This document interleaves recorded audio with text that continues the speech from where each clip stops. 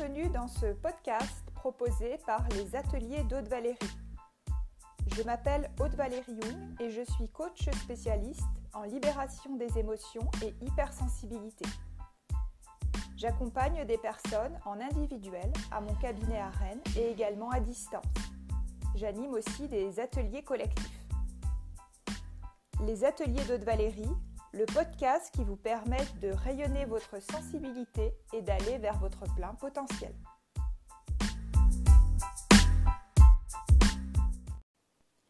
Bonjour et bienvenue dans ce deuxième épisode de la série de podcasts sur l'anxiété et les troubles anxieux. Donc dans l'épisode 1, nous avons défini l'anxiété de façon générale, voir comment elle se traduit. On a un petit peu listé les différents troubles anxieux. On a vu qu'il y avait vraiment différents types de manifestations. Et donc dans l'épisode 1, on a essentiellement parlé du syndrome d'anxiété généralisée. Aujourd'hui, on va traiter des phobies. Donc pareil, je vais également un petit peu vous dire ce que c'est qu'une phobie, comment elle peut se manifester. Et ensuite, nous allons voir justement les différentes pistes d'origine de cette manifestation anxieuse et parler également des pistes de solutions. Donc, dans le cas particulier de la phobie ou des phobies, parce qu'on va vraiment voir différents cas précis de clients que j'ai pu avoir. Donc, l'anxiété, elle va se cristalliser sur des situations particulières qui la font survenir. Donc, l'angoisse, elle surgit dès que la personne, elle est confrontée à la cause qui déclenche la phobie, alors que souvent le danger et la menace réelle sont complètement imaginaires, comme c'est beaucoup le cas finalement dans la peur, qui est une perception erronée de la réalité. Donc certaines phobies sont assez fréquentes. On peut citer par exemple l'agoraphobie, c'est la peur des lieux publics, la foule. La claustrophobie, c'est la peur des endroits justement clos, confinés, comme les ascenseurs, les avions. La zoophobie, comme la peur de certains animaux. Donc en fait on distingue ces phobies d'objets ou de situations des phobies sociales qui correspondent quant à elles à des peurs plutôt en rapport avec des situations dans lesquelles on est confronté lors des relations avec les autres. Donc ça peut être par exemple la crainte aussi de parler en public, avoir une timidité anormale dans des relations personnelles. On peut également donc parler, si c'est vraiment gênant, à ce niveau-là de phobie. Alors, pour parler un petit peu de l'origine de façon générale, donc dans ma vision, quand on a une phobie, souvent on a pu avoir une éducation assez stricte et répressive. Et donc on peut, dans certains cas, avoir en fait réprimé certains aspects de notre personnalité durant notre enfance, notamment liés à la sexualité. Et en revenant sur l'étymologie du mot, en fait, une phobie, ça sous-entend aussi habituellement une peur de la mort, parce que bi, le suffixe bi, c'est vivre, et donc la phobie, en fait, ça signifie il faut vivre. Donc l'objet de la phobie, on peut effectivement le percevoir vraiment comme dangereux pour notre survie. Autrement, cette phobie, il n'y en aurait même pas, elle n'existerait pas. Ce que moi j'ai pu constater, c'est lorsque la phobie est apparue dans la vie de certaines personnes, très souvent c'est associé à une immense colère face à une situation où la personne s'est sentie impuissante. C'est comme si c'était venu en fait toucher le besoin vital de sécurité qui a été complètement bafoué. Et souvent, les personnes peuvent se souvenir d'une situation particulière où elles ont vécu justement une grande peur face à l'objet de cette phobie. Cependant, je pense qu'il est important aussi d'en regarder la signification, tant au sens propre qu'au sens figuré, pour justement y découvrir la charge émotive. Et donc, encore une fois, j'incite souvent beaucoup de colère refoulée qui y est rattachée. Et donc, c'est vrai qu'au début, on peut se dire, mais non, je ne suis pas en colère, j'ai peur. Mais là, on en revient un petit peu aux spirales émotionnelles. On va avoir en fait différentes couches émotionnelles.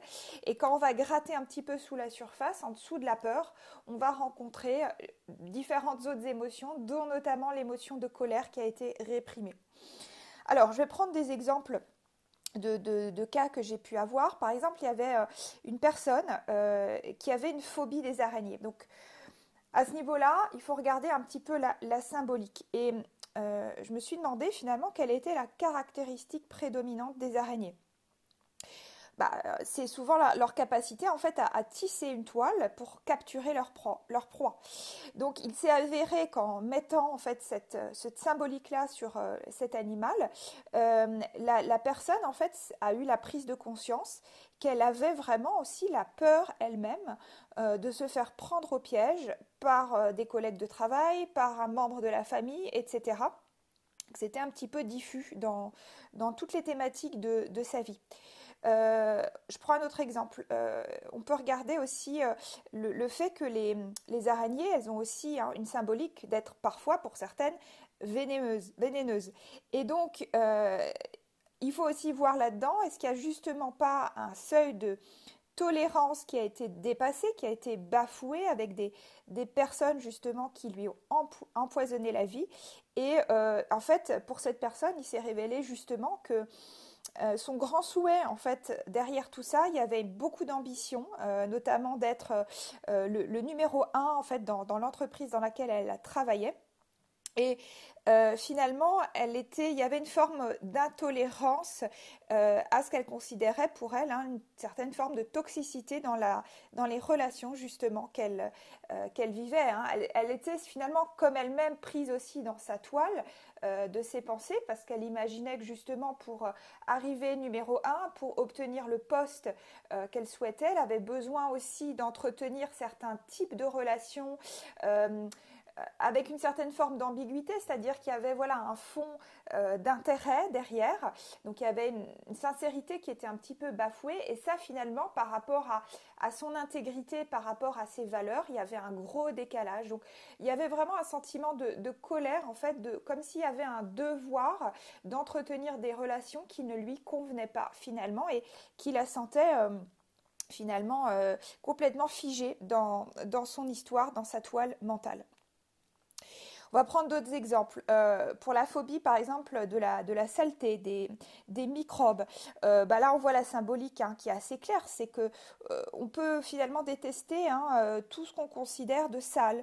Et des fois, comme dit, je reviens à l'aspect de la sexualité parce qu'il peut y avoir justement beaucoup de messages d'impureté en fait liés à la sexualité. Et je vais prendre un exemple aussi pareil d'une cliente à ce niveau-là. Une notion de saleté par rapport au corps physique ou en fait de toute chose qu'on considère comme immorale. C'est comme si on ne tolérait finalement aucune tâche à notre dossier personnel exigeant, ainsi que parce qu'on a une grande perfection en fait pour soi-même et pour les autres. Donc, juste pour donner un exemple, comment ça peut se traduire, comment ça peut se manifester, en fait, si ces messages ne sont pas pris en compte ou en considération, en fait, l'information, l'émotion va s'amplifier. C'est comme un messager qui arrive chez vous, qui va frapper en fait à votre porte. Si vous ne lui ouvrez pas, si vous le négligez, non, vous ne voulez pas l'entendre, en fait, il va frapper de plus en plus fort. Et ce qui s'est passé chez une autre cliente, c'est qu'elle avait des images liées à la sexualité qui lui arrivaient vraiment par flash, donc pas seulement dans les rêves la nuit, mais vraiment de façon consciente en fait dans sa journée. Et elle ne comprenait pas du tout parce que les images lui semblaient tellement moches en fait, sales, ne lui ressemblaient pas, que justement il y avait une énorme perception de décalage avec une peur finalement là aussi énorme, peut-être de vivre ces images, ces situations. Et ce que je lui ai expliqué, c'est que c'était en fait un moyen qu'avait trouvé son inconscient pour lui parler sous forme de symbole, pour lui dire, là, revisite en fait ta sexualité, ce que tu mets derrière, retrouver aussi le sacré.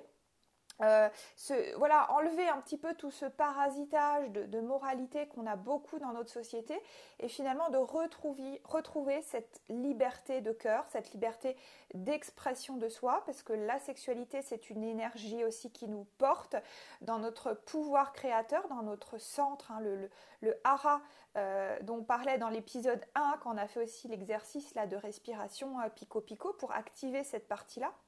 Donc, il y a des fois un pouvoir à ce niveau-là qui nous fait énormément peur et qu'on a vraiment besoin je pense, de se réapproprier, de réintégrer en nous comme une partie intégrante de notre personnalité et de ne pas le refouler ou le bannir en fait de notre vie. Donc voilà, donc il y a eu un gros travail de reconnaissance de cette partie-là, de réappropriation du sens au niveau des messages corporels, etc. Et donc, dès qu'il y a eu cette reconnaissance, les images en fait qui paraissaient un peu terrifiantes, anormales, finalement se sont estompées parce que l'information a été prise en charge. Dernier exemple, phobie des serpents. On voit en fait qu'on peut avoir en fait horreur de l'animal. Là aussi, le symbole derrière, hein, c'est souvent le serpent. On peut avoir ces personnes qui ont des comportements en fait de serpent, c'est-à-dire que qui vont prendre un peu tous les détours possibles pour arriver à leur fin et finalement qui sont relativement imprévisibles. Là aussi, hein, dans la symbolique, le serpent est souvent associé à la sexualité. Donc il y a aussi des choses à revisiter à ce niveau-là. Donc nous allons un petit peu voir maintenant d'autres pistes pour vraiment s'accompagner et comprendre justement les messages cachés liés aux phobies. Donc pour moi, dans ma vision, la première étape, c'est d'accueillir en fait cette angoisse, cette phobie, même si voilà, ça va demander peut-être un accompagnement pour justement trouver la bonne démarche hein, qui corresponde le mieux. Mais je l'ai montré hein, tout à l'heure, justement dans le cas de ces images qui arrivent, qui perturbent le quotidien, plus on va en fait les nier, plus justement ça va se manifester. Donc voilà, c'est arriver en fait à prendre conscience de l'objet réel ou imaginaire de la peur.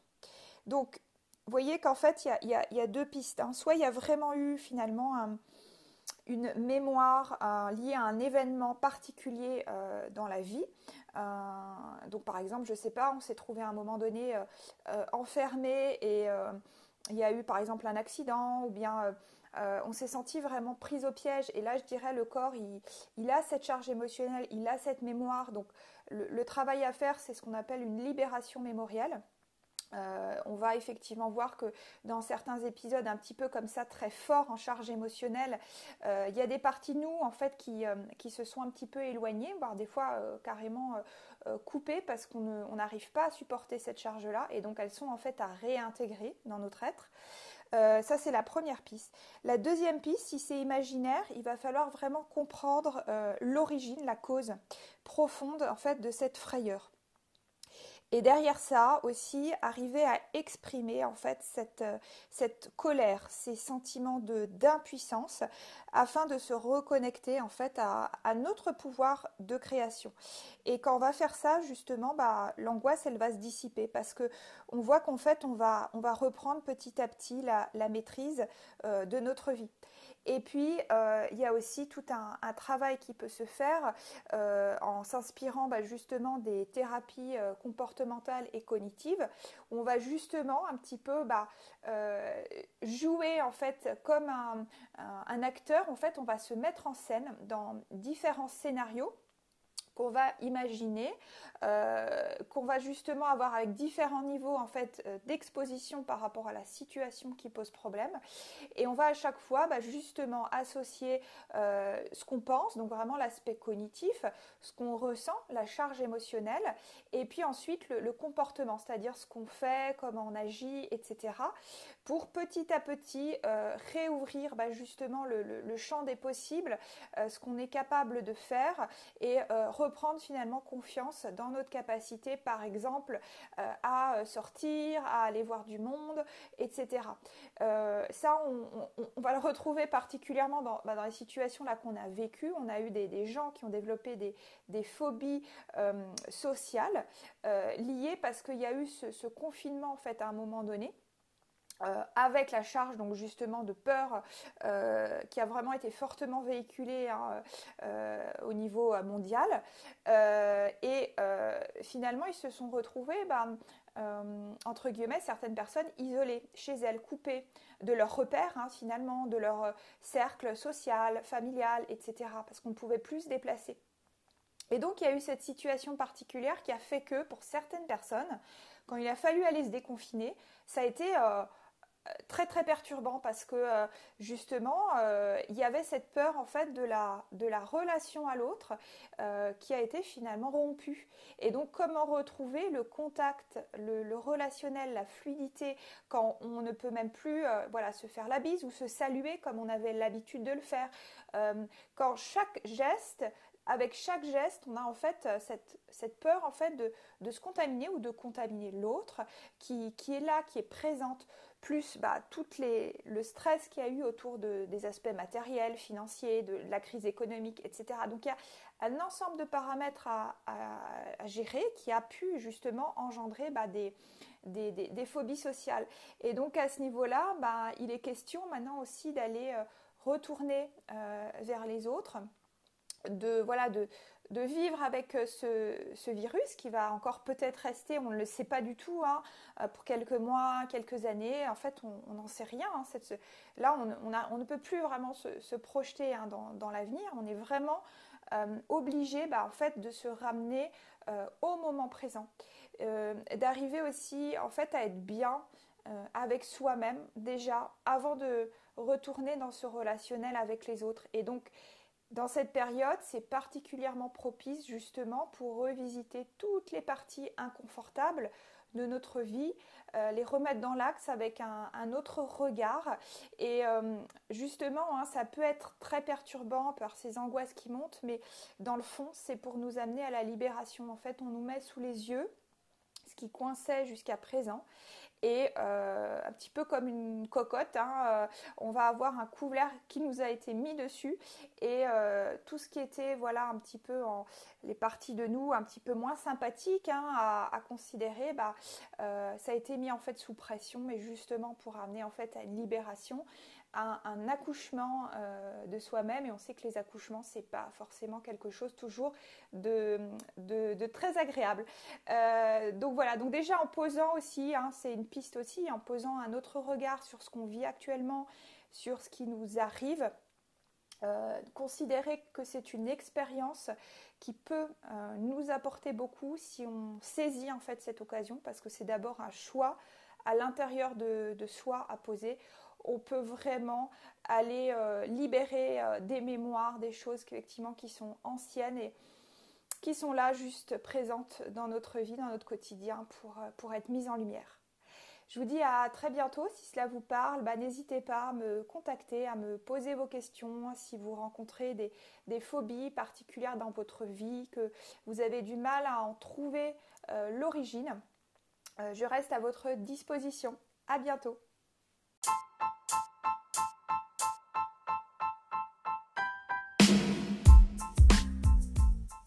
Je vous remercie pour votre écoute de ce podcast. N'hésitez pas à vous abonner à ma newsletter sur mon site internet www.lesateliersdaudevalérie.fr ou bien m'envoyer vos commentaires et vos partages à contact@lesateliersdaudevalérie.fr. Je vous dis à très vite.